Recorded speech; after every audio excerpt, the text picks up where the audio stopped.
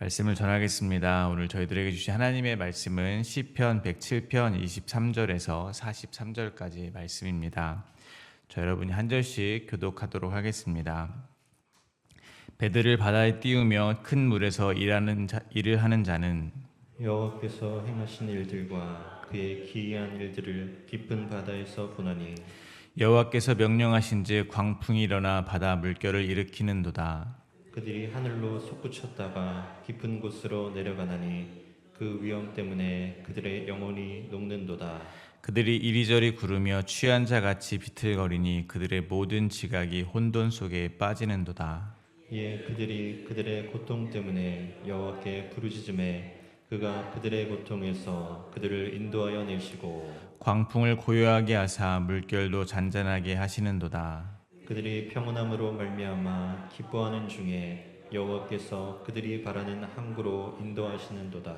여호와 인자하심이 인생에게 행하신 기적으로 말미암아 그를 찬송할지로다. 백성의 모임에서 그를 높이며 장로들의 자리에서 그를 찬송할지로다.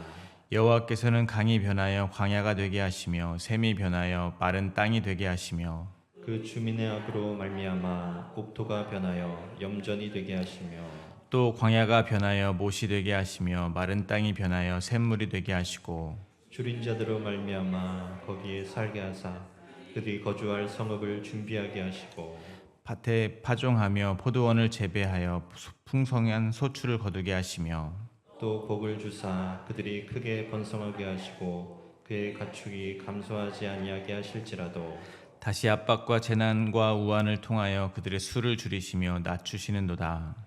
여호와께서 고관들에게는 병욕을 쏟아 부으시고 길없는 황야에서 유리하게 하시나 궁핍한 자는 그의 고통으로부터 건져주시고 그의 가족을 양떼같이 지켜주시나니 정직한 자는 보고 기뻐하며 모든 사악한 자는 자기 입을 봉하리로다. 함께 읽겠습니다. 지혜 있는 자들은 이러한 일들을 지켜보고 여호와의 인자하심을 깨달으리로다. 아멘. 시편 107편의 시인은 광야 사막에서 방황하는 자들, 쇠사슬에 매인 자들, 미련하여 결국 사망의 문에 이른 자들에게 여호와의 인자하심과 그 인생에게 행하신 기적으로 말미암아 찬송하라 했습니다. 왜냐하면 하나님께서는 그들을 부르짖게 하셨고 또한 그들의 부르짖음에 응답하셔서 그들을 구원해 주셨기 때문입니다. 오늘 본문에서 시인은 광풍을 고요하게 하시고 광야에 물이 흐르게 하시는 하나님을 찬송합니다. 오늘 본문은 네 문맥으로 나누어서 묵상하도록 하겠습니다. 첫 번째 문맥입니다. 첫 번째 문맥은 23절에서 29절입니다. 시인은 배들을 바다에 띄어 큰 물에서 일을 하는 자들을 고통에서 인도하시는 주님을 찬송합니다. 두 번째 문맥입니다. 두 번째 문맥은 30절에서 32절입니다. 광풍을 고요하게 하시는 주님을 찬송합니다. 세 번째 문맥입니다. 세 번째 문맥은 33절에서 40절입니다. 시인은 때로는 복을 주시기도 하시고 때로는 압박과 재난과 우환을 통해 백성들을 다스리시는 하나님을 찬송합니다. 네 번째 문맥입니다. 40절에서 43절입니다. 시인은 정직한 자는 하나님의 통치를 바라보며 기뻐하고 사악한 자들은 입을 다듬으로 지혜 있는 자들은 여호와의 인자하심을 깨달으라 촉구합니다. 첫 번째 문맥입니다. 23절과 24절입니다.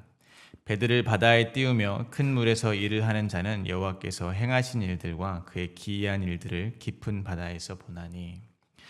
시인은 배들을 바다에 띄우며 큰 물에서 일을 하는 자는 여호와께서 행하신 일들과 그의 기이한 일들을 깊은 바다에서 본다고 말씀합니다. 그러므로 23절과 24절에서 저희가 먼저 묵상할 수 있는 것은 우리는 바다를 건너는 항해자와 같다라는 것입니다. 시편 107편의 상황이 구체적으로 어떤 상황인지는 기록이 되어 있지 않습니다. 그러나 그 상황이 어떠하든지 하나님의 백성들은 지금 깊은 바다를 건너는 항해자와 같은 상황이라는 것을 추측할 수 있습니다. 맞습니다. 우리는 모두 바다를 건너는 항해자와 같습니다. 바다와 인생은 공통점이 있습니다. 완벽하게 예측할 수 없다는 겁니다. 어떤 날은 잔잔하고 어떤 날은 갑자기 풍랑이 일어 목숨을 위협합니다. 근데 저는 우리가 우리의 인생을 도저히 장악할 수 없는 거친 바다로 인식하는 것이 매우 중요하다고 생각합니다. 그래 하나님을 믿고 의지할 수 있게 되기 때문인 것입니다. 최첨단 시설을 갖춘 배를 경험이 아주 많은 항해사가 운전하더라도 그들이 빼먹지 않는 것이 있습니다. 그들이 믿는 신에게 고사를 지내는 겁니다. 물론 미신이겠지만 왜 그들이 그렇게 하겠습니까? 인간의 힘과 기술로도 경험으로도 극복할 수 없는 것이 바다라는 것을 그들도 잘 알고 있기 때문일 것입니다. 마찬가지로 우리가 우리의 인생을 우리가 장악할 수 있다고 생각하는 것은 매우 잘못된 마음이라는 것입니다. 우리는 태어나는 순간부터 주어진 인생을 그저 받아들여야만 했습니다. 부모도, 가정 환경도, 국적도, 성별도, 외모도 모두 주어진 것입니다. 그렇게 주어진 인생을 최선을 다해서 살아갈 뿐이라는 것입니다. 살다 보면 평안한 때도 있지만 알 수 없는 풍랑이 몰아칠 때도 많습니다. 우리는 겨우 버티고 견디며 살아가는 것입니다. 지금까지 큰 풍랑에도 맞서 싸우며 스스로의 힘으로 개척하며 살아남았다고 생각하시는 분들이 있을지도 모르겠습니다. 그러나 머지않아 우리 모두를 기다리고 있는 죽음이라는 풍랑 앞에서 우리가 얼마나 무력한지 우리는 곧 드러나게 될 것입니다. 그러므로 우리가 항해와도 같은 우리의 인생을 바라볼 때 우리에게 가장 필요한 것이 무엇이겠습니까? 바다를 지으신 하나님께 우리의 삶을 온전히 맡겨드리는 겁니다. 이 인생이라는 바다를 주관하시며 다스리시는 분은 하나님 한 분뿐이라는 것을 잊지 않는 겁니다. 그러면 두 번째 묵상할 것은 우리는 깊은 바다에서 여호와께서 행하신 일들과 기이한 일들을 보게 된다라는 것입니다. 즉 우리가 인생이라는 이 바다를 건너면서 우리는 하나님이 행하시는 일과 기이한 일들을 보게 될 것이라는 것입니다. 어떻게 생각하면 하나님이 행하시는 일과 기이한 일들을 보는 것이 우리에게 이 항해와 같은 인생을 허락하신 이유라고도 볼 수가 있습니다. 왜냐하면 우리가 하나님이 행하신 일들과 기이한 일들을 보며 우리는 하나님이 누구신지 비로소 깨닫게 되기 때문입니다. 내가 내 인생의 주인이 아니라 하나님께서 내 인생의 주인이셨으며 바다를, 즉 인생을 다스리시는 분은 오직 하나님 한 분뿐이라는 것을 깨닫게 된다는 겁니다. 그러므로 인생에서 하나님께서 행하시는 기이한 일들을 만나게 될 때 우리는 무엇을 바라보아야 하겠습니까? 그 기이한 일들이 아닌 것입니다. 그 기이한 일들을 행하시는 하나님을 바라보게 되시기를 잊지 마시기를 바랍니다. 이어서 25절부터 29절입니다. 여호와께서 명령하신즉 광풍이 일어나 바다 물결을 일으키시는도다. 그들이 하늘로 솟구쳤다가 깊은 곳을 내려가나니 그 위험 때문에 그들의 영혼이 녹는도다. 그들이 이리저리 구르며 취한 자같이 비틀거리니 그들의 모든 지각이 혼돈 속에 빠지는도다. 이에 그들이 고통 때문에 여호와께 부르짖음에 그가 그들을 고통에서 인도하여 내시고 광풍을 고요하게 하사 물결도 잔잔하게 하시는도다. 25절부터 29절까지 해서 저희들이 묵상할 수 있는 것은 먼저 하나님은 광풍을 일으키시기도 하시고 고요하게 하시기도 하신다라는 것입니다. 뒤집어 말하면 저 말 못하는 바다도 하나님의 말씀에 순종한다는 겁니다. 그러므로 때로는 잔잔한 물결과 같고 때로는 광풍과 같은 우리의 인생이라는 바다를 건너면서 우리는 지금 무엇을 배우고 있는 것입니까? 하나님께 대한 순종을 배우고 있는 것입니다. 그래서 인생에 광풍이 일어나는 일이 단지 시련이 아니라 하나님이 우리 인생에 행하시는 기이한 일이라고 말씀하시는 겁니다. 여러분은 하나님께 순종을 잘 하십니까? 저는 잘 못합니다. 저희 기도를 돌아보면 뭐가 그리 해달라는 기도가 많은지 모르겠습니다. 뭐를 해달라는 기도를 한다는 말이 무엇이겠습니까? 지금 하나님이 허락하신 나의 삶에 대해서 뭔가 조금이라도 불만족한다는 말이 아니겠습니까? 왜냐하면 뭐를 해달라고 하는 일명 주시옵소서의 기도를 한다는 것은 하나님이 허락하신 지금 이 상황보다는 내가 생각하는 이러저러한 상황으로 바꾸어 달라고 기도하는 것이기 때문에 그렇습니다. 그렇게 짧다면 짧고 길다면 긴 신앙생활 동안 저는 제가 얼마나 하나님께 순종할 수 없는 사람인지를 깨달을 뿐이었습니다. 근데 그런 저를 하나님은 포기하지 않으신 것입니다. 때로는 광풍을 일으키셨습니다. 배가 뒤집힐 정도로 흔드셨습니다. 저의 정신이 혼미해질 정도로 저를 깨우쳐 주셨습니다. 그래서 결국 저로 하여금 부르짖게 하셨습니다. 자기를 부인하게 해달라고, 자기의 십자가 지는 삶을 살게 해달라고, 즉 주님의 말씀에 순종하는 자로 만들어 달라고 기도하게 하셨습니다. 그렇게 겁이 많고 이기적인 저를 자기를 부인하고 십자가를 지게 해달라는 기도를 하는 자로 만들어 내신 것입니다.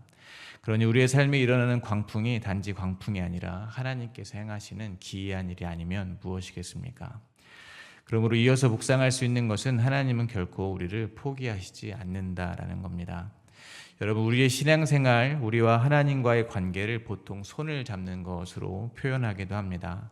그런데 우리의 힘과 노력으로 하나님을 붙잡은 손을 놓치기 일쑤입니다. 그런데 하나님은 우리를 잡은 그 손을 절대 놓지 않으신다는 겁니다. 여러분, 자녀들을 손가락에 비유할 때 아픈 손가락에 비유하는 자녀들이 특별히 있습니다. 연약한 자녀들입니다. 스스로 앞가림을 잘하는 자녀들보다 부모는 돌봄이 필요한 연약한 자녀에게 마음이 더 쓰이는 법입니다. 사람의 부모도 그러할진데 하나님 아버지는 왜 반대로 생각하는지 모르겠습니다. 하나님 아버지는 마치 하나님의 말씀을 잘 듣고 모범생으로 사는 성도들만 붙잡으시고 연약하고 심지어 사고 뭉친 성도들은 외면할 것으로 생각하는 사람들이 은근히 있다는 겁니다. 그래서 자신의 살아온 삶이 하나님께 내놓을 만하다고 여겨지면 안심하고 그렇지 않은 삶을 살았다면 마치 버림받을까 두려워 숨어버리는 사람이 있다는 겁니다. 그러나 결코 그럴 수 없다는 겁니다. 하나님은 우리를 절대로 포기하지 않습니다. 우리는 하나님을 붙잡은 손을 놓을지 모르나 하나님은 결코 우리를 잡은 그 손을 놓지 않는다는 겁니다. 하나님께서는 우리의 영혼이 녹아 들어가는 듯한 고난을 우리에게 허락하시더라도 우리를 하나님의 말씀에 순종하는 자녀로 끝내 만들어 가신다는 것을 믿으시기 바랍니다. 두 번째 문맥입니다. 30절부터 32절입니다. 그들이 평온함으로 말미암아 기뻐하는 중에 여호와께서 그들이 바라는 항구로 인도하시는도다. 여호와 인자하심과 인생에게 행하신 기적으로 말미암아 그를 찬송할지어다. 백성의 모임에서 그를 높이며 장로들의 자리에서 그를 찬송할지어다. 30절에서 32절까지 해서 묵상할 것은 성도는 하나님께 회개함으로 우리 안에 이미 주어져 있는 평안을 확인하게 된다라는 것입니다.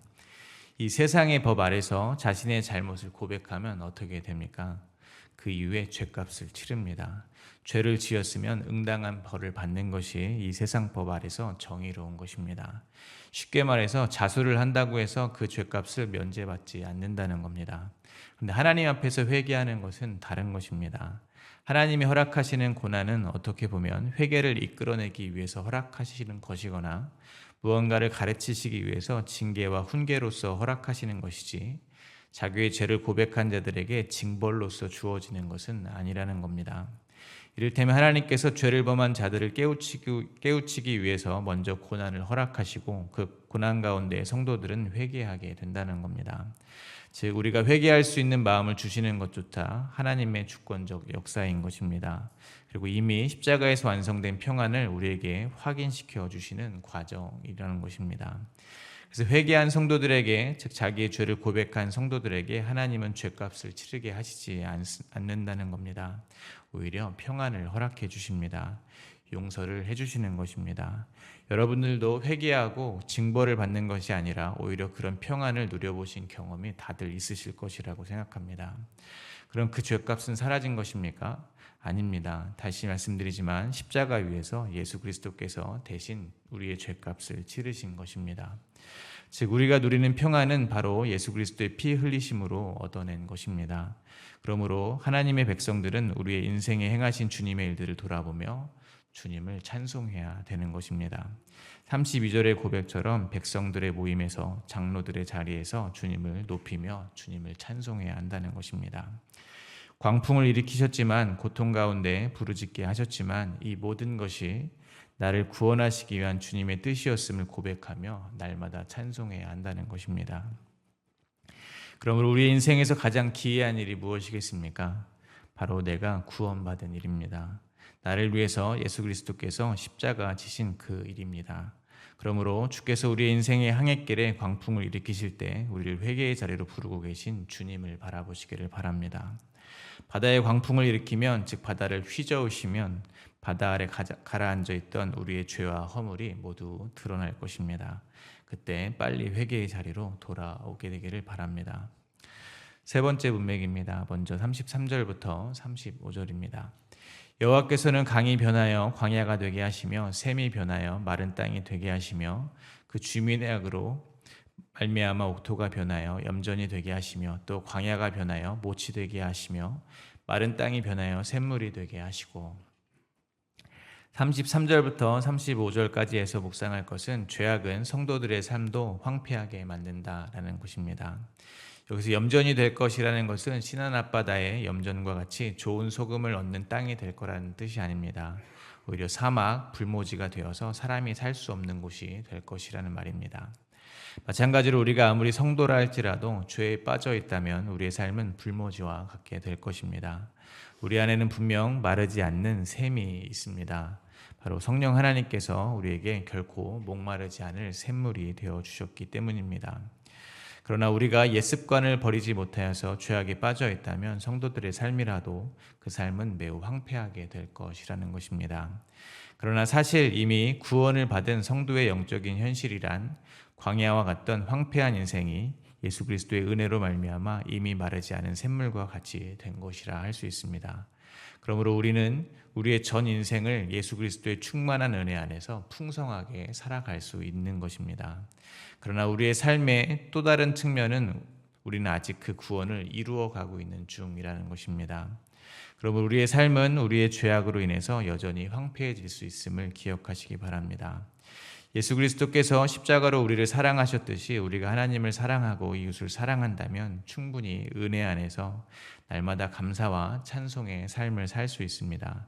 그러나 아직 끊어내지 못한 나의 옛 습관과 죄악된 본성으로 인해서 우리의 마음속이 이웃을 향한 미움과 시기와 다툼과 원망과 불만족으로 가득한 아주 불편하고 괴로운 삶을 살게 될 수도 있다는 것입니다. 이 모든 것은 나의 죄로 인한 것입니다. 그러나 그렇다 하더라도 우리 주 예수 그리스도는 우리를 다시 샘물이 흐르게 하는 옥토로 바꿔주실 수 있는 강하고 능력 있는 분임을 잊지 마시기를 바랍니다. 포기하지 마시고 회개하고 주님께 돌아오시기를 바랍니다. 이어서 36절부터 39절입니다. 줄인 자들로 거기에 살게 하사 그들이 거주할 성읍을 준비하게 하시고 밭에 파종하며 포도원을 재배하여 풍성한 소출을 거두게 하시며 또 복을 주사 그들이 크게 번성하게 하시고 그의 가축이 감소하지 아니하게 하실지라도 다시 압박과 재난과 우환을 통하여 그들의 수를 줄이시며 낮추시는도다.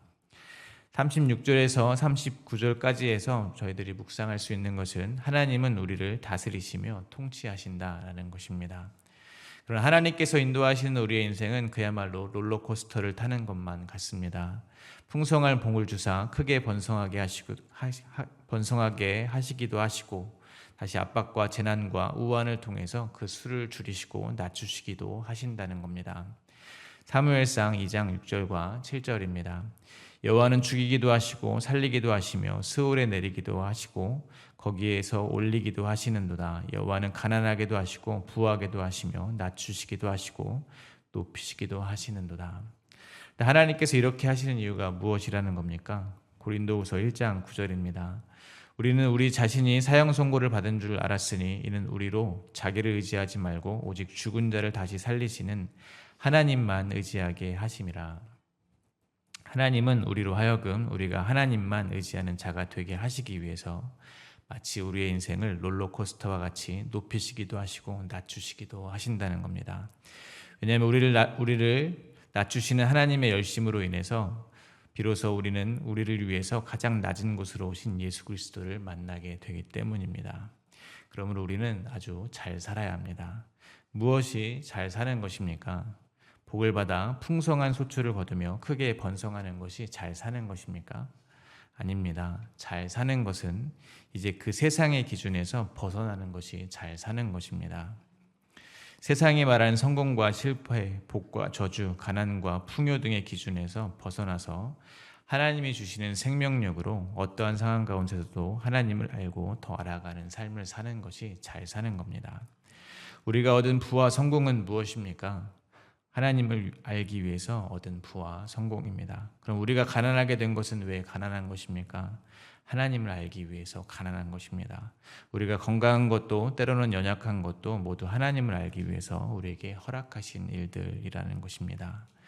그러므로 우리는 무엇을 배워야 하겠습니까? 자족을 배워야 합니다. 풍부에도 처할 줄 알아야 하고 빈부에도 처할 줄 알아야 합니다. 우리의 관심사는 풍보도 아니요 빈곤도 아닌 오직 여호와를 알고 힘써 아는 것이 되기를 간절히 기도드립니다. 마지막으로 네 번째 문맥입니다. 40절부터 43절입니다. 여호와께서 고관들에게는 능욕을 쏟아부으시고 길없는 황야에서 유리하게 하시나 궁핍한 자는 그의 고통으로부터 건져주시고 그의 가족을 양떼같이 지켜주시나니 정직한 자는 보고 기뻐하며 모든 사악한 자는 자기 입을 봉하리로다. 지혜 있는 자들은 이러한 일들을 지켜보고 여호와의 인자하심을 깨달으리로다. 40절부터 43절까지 해서 저희들이 묵상할 것은 내가 구원받을 자격이 없는 죄인임을 깨닫는 것이 지혜 있는 것이라는 것입니다. 시는 하나님께서 고관들에게는 능욕을 부으시고 유리방황하게 하신다고 하십니다. 그러나 하나님께서는 궁핍한 자는 그의 고통에서 건져주시고 그의 가족을 지켜주신다고 말씀하십니다. 그리고 정직한 자는 하나님이 하시는 일을 보고 기뻐하고 사악한 자는 자기 입을 봉한다고 합니다. 정직한 자는 하나님의 은혜를 입은 자들입니다. 그들은 광풍을 일으키시기도 하시고 잔잔하게도 하시며 강을 광야로 만들기도 하시고 광야를 강으로 변하게도 하시며 복을 주시기도 하시고 다시 압박과 재난을 통해서 낮추시기도 하시는 하나님을 바라보면서 그것이 결국에는 자신을 지키시는 하나님의 사랑임을 알기에 기뻐한다는 겁니다. 그러므로 그들은 지혜 있는 자이들이기도 합니다. 왜냐하면 그러한 일들을 지켜보며 여호와의 인자하심을 깨닫게 되기 때문입니다. 무슨 말이겠습니까? 사실은 하나님께서 자신을 광풍 속에서 죽게 하셔도 자기는 할 말이 없는 죄인이었는데 부르짖게 하시고 용서하게 하셨으며 평안을 주셨다는 말인 것입니다. 즉 지혜 있는 자들은 인생의 광풍 속에서 하나님을 원망하는 것이 아니라 오히려 하나님께서 광풍으로 심판받아 죽어도 마땅한 자신을 오래 참아주셨고 긍휼을 베풀어 주셨다는 것을 깨닫게 된다는 것입니다. 그래서 자신은 결코 구원받을 자격이 없는 자였는데 하나님의 인자하심이 영원하시기에 구원받았다는 것을 자신의 인생을 통해서 깨닫게 된다는 것입니다. 그러나 고관, 높은 자들은 말이 없습니다. 즉 자신이 여전히 왜 고통을 당하는지 인정하지 못하는 자들은 인생의 고난이 억울하기만 하다는 겁니다. 왜냐하면 그들은 자신을 이미 의롭게 여기기 때문입니다. 자신을 높이기 때문인 것입니다. 그러므로 신앙생활을 하면서 자기의 죄를 깨닫는 것이 지혜 있는 것이라는 것을 잊지 마시기를 바랍니다. 왜냐하면 우리가 죄와 사망의 그늘에 앉은 자들임을 깨닫고 빛이신 예수 그리스도의 십자가를 믿게 되었기 때문입니다. 마태복음 4장 16절과 17절입니다. 흑암에 앉은 백성이 큰 빛을 보았고 사망의 땅과 그늘에 앉은 자들에게 빛이었도다 하였느니라. 이때부터 예수께서 비로소 전파하여 이르시되 회개하라 천국이 가까이 왔느니라 하시더라. 그럼 우리의 인생에 일어난 기이한 일을 바라보며 우리가 해야 하는 일이 무엇입니까? 바로 회개입니다. 하나님의 주권을 인정하는 겁니다. 하나님의 통치에 순종하며 이 땅에 임한 하나님의 나라를 살아가는 것이라는 것을 잊지 마시기 바랍니다. 말씀을 맺겠습니다. 시편 107편은 여호와께 감사하라 그는 선하시며 그 인자하심이 영원함이로다 라고 시작했습니다. 이 고백을 하는 것은 어떻게 보면 아주 쉬워 보입니다. 그러나 실제로 풍랑이 일고 내가 낮아짐을 당하는 순간에도 여호와는 선하시다 라고 고백하기란 여간 어려운 것이 아닙니다. 그러므로 오늘 마음을 정하시기를 바랍니다. 마음을 다해 선하시고 인자하신 하나님을 나는 찬송하기로 우리의 마음을 정하시기 바랍니다. 주님이 우리의 삶에 행하시는 일을 보고 입을 닫는 교만의 자리에서 내려오시고 주님을 찬송하는 지혜 있는 자의 자리에 앉으시게 되기를 간절히 기도드립니다. 오늘 하나님의 말씀을 생각하며 함께 기도하겠습니다.